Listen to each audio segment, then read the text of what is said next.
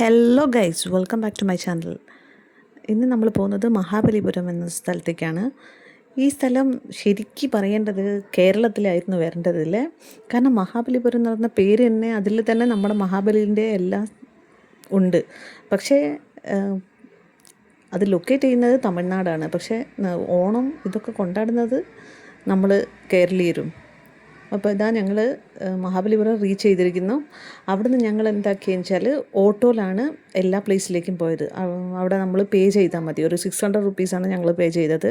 അത് പേ ചെയ്താൽ അവിടെ കാണാനൊരു 3-4 വിസിറ്റിംഗ് പ്ലേസസ് ഉണ്ട്. അപ്പോൾ നമ്മൾ ഒറ്റയ്ക്ക് പോകുന്നതാണെങ്കിൽ കാണാൻ കുറച്ച് ബുദ്ധിമുട്ടായിരിക്കും. അപ്പോൾ അതുകൊണ്ട് അങ്ങനെ യൂസ് ചെയ്യാം. അപ്പം ഞങ്ങൾ ഫസ്റ്റ് ആ ക്ഷേത്രത്തിലേക്കാണ് ഉള്ളോട്ടാണ് കയറിയത്. പക്ഷേ അതിൻ്റെ എൻട്രി 3:30 മുതലായിരുന്നു. അതുകൊണ്ട് ഞങ്ങൾ അവിടെ ജസ്റ്റ് ഒന്ന് കണ്ട് അതിനുശേഷം പുറത്തേക്ക് ഇറങ്ങി. പിന്നെ വീണ്ടും നമ്മൾ അടുത്ത വിസിറ്റിംഗ് പ്ലേസിലേക്ക് പോയതാണ്. അപ്പോൾ അവിടുന്ന് കുറേ ഇങ്ങനെയുള്ള മാല വെക്കുന്ന അത് അങ്ങനെയുള്ള കുറേ പാർട്ടീസുകളുണ്ടാവും. നമുക്ക് 5 രൂപേൻ്റെ മാല അവർ 100 രൂപയ്ക്കും തരും. പക്ഷേ നമ്മൾ ബാർഗെയിൻ ചെയ്യണം അവിടെ.